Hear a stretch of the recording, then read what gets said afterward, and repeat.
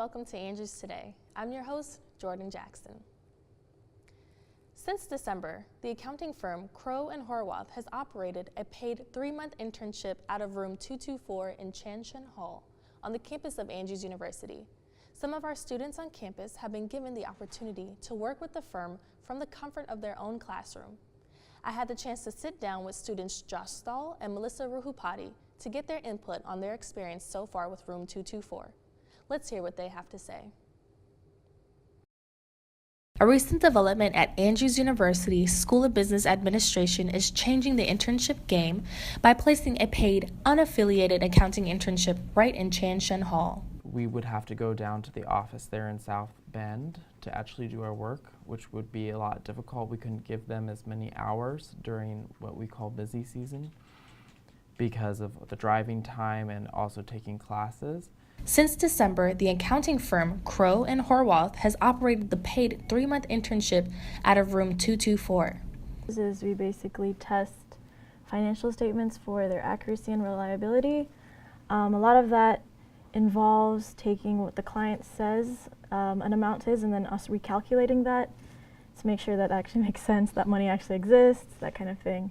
In the span of 4 months, the accounting internship has been established with students working on campus instead of Crowe's South Bend office nearly 30 miles away.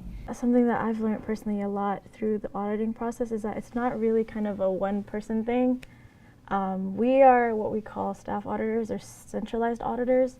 So we sit in one place and the field auditors who go out to the companies, like talk to them and grab all their planning materials, they send everything to us and then we audit it. It's just been a huge benefit to us as students, not only because of being here, but also just the experience that we're getting by doing this internship with Crowe. Through the use of the internet, here we are working for companies in California, in small little Berrien Springs. Yeah. Ubuntu Design Group, a small nonprofit organization founded by Wandile Mtiani, a recent graduate of the Andrews University School of Architecture and Interior Design, is all about using architecture to improve communities around the world. Ubuntu is a Zulu word which means I am because you are. Wandile Mtiani is the founder of Ubuntu Design Group, which uses architecture to improve communities around the world. Wandile is an Andrews University Master of Architecture student who is working with his classmates to build the group's very first home in KwaZulu-Natal, South Africa.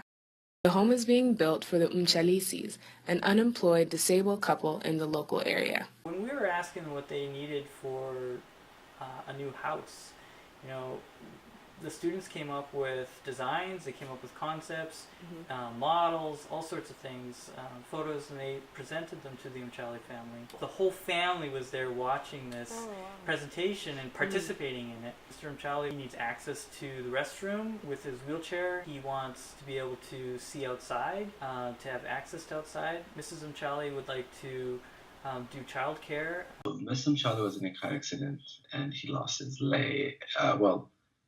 He became disabled where he cannot walk, and his hand cannot really hold stuff. And Mr. Umchali was born with unequal legs. They've got a 15-year-old son. Their house fell down due to a light rainstorm because it was made of mud brick, and they had to give away the 15-year-old son to live with family friends because they live in a one-room shack and there isn't enough space. Mr. Umchali has to literally take care of Mr. Umchali, take him to the outdoor toilet and, all those different stuff and like water leaking and stuff. So that's the current situation that they're in. The home will be handicap accessible and is slated to cost upwards of $20,000. Ubuntu Design Group has launched a social media campaign, #BuyABrick, The proceeds will go directly towards the completion of the Umchalisi home. You can get involved. So you buy a brick, which costs as low as $10 for one brick, but you can buy as many bricks as you want on our CrowdRise campaign, right? And once you buy that brick, you find a random brick, you take a dope picture with it, and then you post it in your social media, be it Facebook or Instagram, and then you tag 5 of your friends and you challenge them to do the same thing to bring about this awareness. You hashtag buy a brick to build a home, and you have the link, and you tell us why this initiative is particularly important to be a part of and why it was important to you. Ubuntu plans on laying the foundation for the Umchalisi home this month. We need more money to finish this project. But then the questions of sustainability. So I'm excited and I'm proud that ground is breaking. This is pushing me even further to work hard and get the construction documents done. As a class, we feel that pressure to get that for Wandile, because the sooner we get that done, the more efficient the work that he's doing will be. To find out more about the project or donate, visit www.facebook.com/Ubuntu Design. This is Alicia Thomas reporting for Andrews Today. Human Empowerment Life Project was started by Andrews student Carlisle Sutton about a year ago. About 100 Andrews University students are involved with 50 at a time, working on Fridays with 2nd and 3rd grade students from MLK STEM in Benton Harbor. Only 10 miles away from campus in Benton Harbor at MLK STEM Magnet School, Andrews students have been spending their Friday afternoons, and the principal of MLK shares more.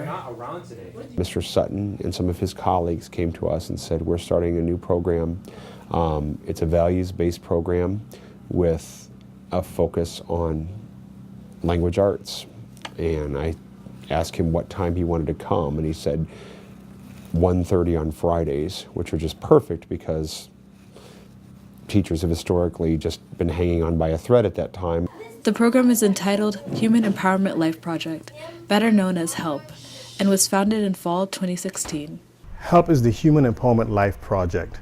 Right now we consist of a group of students and faculty and staff, 185 strong, where we are working with the kids in Benton Harbor to improve their learning outcomes. Carlisle Sutton is an Andrews University graduate student studying community international development as well as juggling life at the seminary.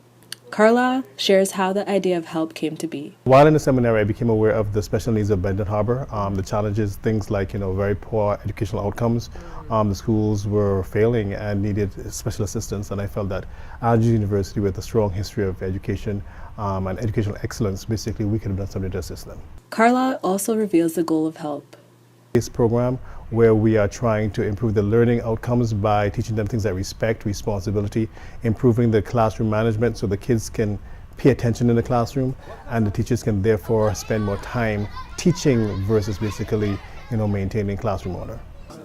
HELP is making a big difference in the young students' lives. The performance scores have increased. Our scores at the beginning of the year, we were at less than 5% across the board. Now we are in the double digits in proficiency in 3rd, 4th, and 5th grade for English and language arts. Even attendance has been improving. Some children that struggle with attendance, and they actually want to come on Fridays because they know that their friends from Andrews are going to be there. Carlisle describes his great joy of this program. University come together as a team and really rally to support this community, and this has really made me proud to be a student at Andrews University. This is Fonda Mwangi reporting for AU Today. The Department of Aviation received a 1981 Lear 25 jet. The plane was donated by In-Flight Medical Services International Incorporated, who also gave Andrews University a 1966 Lear 23 in 2012. In December 2016, Dwayne Havenigt, chair of the Department of Education, accompanied by 4 faculty members and 4 students, traveled to Tennessee to pick up a Learjet 25.